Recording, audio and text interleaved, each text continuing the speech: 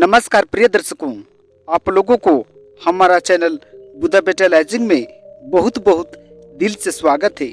प्रिय दर्शकों, आज का कहानी बड़ा ही रोचक, शिक्षाप्रद और ज्ञानवर्धक होने वाला है। इसलिए आप लोगों से मेरा गुजारिश है कि इस कहानी वीडियो को शुरू से लेकर आखिरी तक जरूर देखें। जी हाँ, क्योंकि आज का ये जो कहानी आप लोगों को बहुत कुछ सिखा कर जाएगी। जी हाँ, कहते हैं, अक्सर आप लोगों ने भी सुना होगा कि छोटे बड़े गांवों में अक्सर भाई भाइयों में जमीन जायदाद को लेकर हमेशा झगड़ा उत्पन्न हुआ करता है। जी हाँ, आज इसी संदर्भ में एक प्यारा सा मोटिवेशनल कहानी वीडियो आप लोगों को सुनाने जा रहा हूँ। इसलिए दिल थाम के बैठें और कहानी को पूरी तरह से सुने और कहानी पर अमल करें।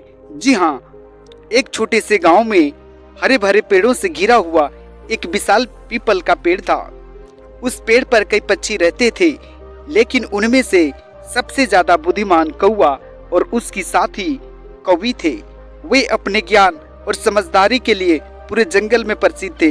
हर दिन पक्षी और जानवर उनके पास अपनी समस्याओं का समाधान पाने आते थे। एक दिन की बात है, जब सूरज ढलने वाला था और वातावरण पूरी तरह शांत था, एक कबूतर उनके पास आया। उसके चेहरे पर चिंता के भाव थे। उसने कहा, मेरे दो बेटों के बीच लगातार झगड़ा हो रहा है। वे दोनों संपत्ति के बंटवारे को लेकर लड़ाई कर रहे हैं। मैं नहीं चाहता कि मेरे परिवार में दरार पड़े। कृपया मेरी मदद करें। कौवा और कौवी ने उसकी बात ध्यान से सुनी। कौवा ने गहरी सांस ली और कहा, यह समस्या कोई नया नहीं है। यह दुनिया में हर जगह होती है, चाहे इंसान हो या जानवर, लेकिन इसका समाधान भी है। तुम्हें धैर्य रखना होगा और समझदारी से काम लेना होगा। कौवा ने उसे और अन्य पक्षियों को एक कहानी सुनाने का फैसला किया, ताकि वे समझ सके कि लालच और स्वार्थ कैसे रिश्तों को बर्बाद कर सकते हैं। उसने कहना शुरू किया, बहुत समय पहले एक गांव में दो भाई रहते थे। उनके माता पिता ने कड़ी मेहनत से एक बड़ी संपत्ति बनाई थी। जब माता पिता का स्वर्गवास हुआ तो वह संपत्ति दोनों भाइयों को समान रूप से बांटी जानी थी, लेकिन बड़े भाई को लगा कि उसने अपने माँ बाप की सेवा सबसे अधिक की है, इसलिए उसे ज्यादा हिस्सा मिलना चाहिए। बड़े भाई ने सोचा, अगर मैं चालाकी से काम लूं तो छोटे भाई को समझा सकता हूँ कि वह अपने हिस्से में कम संतुष्ट हो जाए। उसने अपने छोटे भाई से कहा, भाई, माँ बाप की सेवा और खेती में मेरी मेहनत ज्यादा रही है। तुम्हें मेरा सम्मान करना चाहिए और संपत्ति का छोटा हिस्सा ले लेना चाहिए। छोटे भाई ने जवाब दिया, भैया, सेवा आपने की, लेकिन मैंने भी खेतों में कड़ी मेहनत की। क्या यह उचित नहीं होगा कि हमें बराबर हिस्सा मिले? बड़ा भाई मन ही मन झुंझलाया, लेकिन उसने अपने स्वार्थ को छिपाकर मीठी बातों में छोटे भाई को फंसाने का प्रयास किया। वह छोटे भाई के दिल में यह भावना डालने की कोशिश करने लगा कि वह त्याग करके बड़ा बन सकता है। धीरे धीरे बड़े भाई ने छोटे भाई से खेतों और घर का अधिकतर हिस्सा ले लिया। कुछ समय बाद छोटे भाई ने सोचा कि उसने सही किया है, लेकिन जब उसकी आर्थिक स्थिति बिगड़ने लगी तो उसे एहसास हुआ कि उसके साथ अन्याय हुआ है। दोनों भाइयों के बीच प्यार की जगह नाराजगी ने जगह ले ली।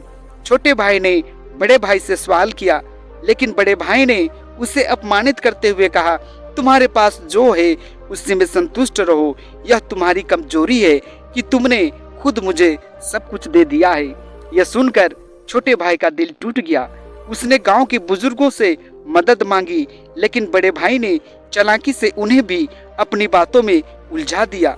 कौवा ने कहानी रोकते हुए कहा, यही समस्या है जो आज भी देखने को मिलती है। जब किसी के दिल में लालच घर कर जाता है तो वह अपनों के साथ भी धोखा करने से नहीं चूकता। बड़े भाई ने अपने छोटे भाई को केवल संपत्ति के रूप में देखा, न कि एक परिवार के सदस्य के रूप में, और यही गलती थी। कबूतर और अन्य पक्षी कहानी को बड़े ध्यान से सुन रहे थे। कौवी ने कहा, लेकिन इसका समाधान भी है। यदि छोटे भाई ने बड़े भाई के लालच को पहले ही समझ लिया होता तो वह उसे गलत फैसले लेने से रोक सकता था। हमें अपने रिश्तों में ईमानदारी और संवाद बनाए रखना चाहिए, तभी परिवार में संतुलन रहेगा। कौवा ने आगे कहा, लेकिन केवल बड़े भाई को दोष देना सही नहीं होगा। कई बार छोटे भाई या अन्य सदस्यों की कमजोरी और सहनशीलता भी समस्या को बढ़ावा देती है। परिवार सभी सदस्यों को अपनी जिम्मेदारियां समझनी चाहिए और उचित तरीके से अपनी बातें रखनी चाहिए।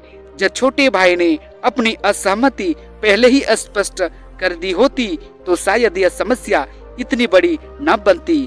कौवा ने कहानी को समाप्त करते हुए कहा, संपत्ति और धन जीवन में आवश्यक हो सकते हैं, लेकिन वे रिश्तों की जगह कभी नहीं ले सकते।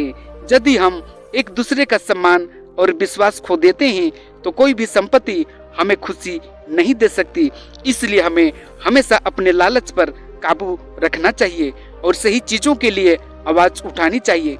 कबूतर और अन्य पक्षी इस कहानी से बहुत प्रभावित हुए। कबूतर ने कहा, आपकी यह कहानी मेरे बच्चों को सही रास्ता दिखाने में जरूर मदद करेगी। मैं उन्हें यह सिखाऊंगा कि रिश्ते सबसे बड़ी संपत्ति हैं। उस दिन के बाद जंगल में रहने वाले पक्षी और जानवर कौवा और कवि को और भी ज्यादा समान आदर देने लगे। उनकी कहानियां न केवल मनोरंजन करती थी बल्कि जीवन का गहरा संदेश भी देती थी। जी हाँ मित्रों, इस कहानी से हम लोगों को ये सीख मिलती है कि लालच और धोखा केवल समस्याओं को बढ़ाते हैं। रिश्तों को संजोना और ईमानदारी से जीवन जीना ही सच्ची सफलता है। इस कहानी से हमें यह भी सीख मिलती है कि अपनों के साथ धोखा करके कुछ भी हासिल नहीं किया जा सकता।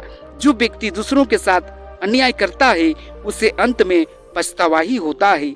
जी हाँ मित्रों, आज का प्यारा सा छोटा सा मोटिवेशनल कहानी वीडियो आप लोगों को कैसा लगा? मुझे उम्मीद है आप लोगों को जरूर पसंद आया होगा। वैसे दर्शक बंधु जो हमारे चैनल में आकर हमारे चैनल को सब्सक्राइब नहीं करते हैं, कृपया उन दर्शक बंधुओं से मेरा विनती है कि हमारे चैनल को जरूर सब्सक्राइब करें, लाइक करें और शेयर करें, क्योंकि मैं प्रत्येक दिन आप लोगों के लिए एक से एक नई जानकारी, नई मोटिवेशनल कहानी वीडियो लेकर आता हूं और आपके सामने प्रस्तुत करने का काम करता हूं।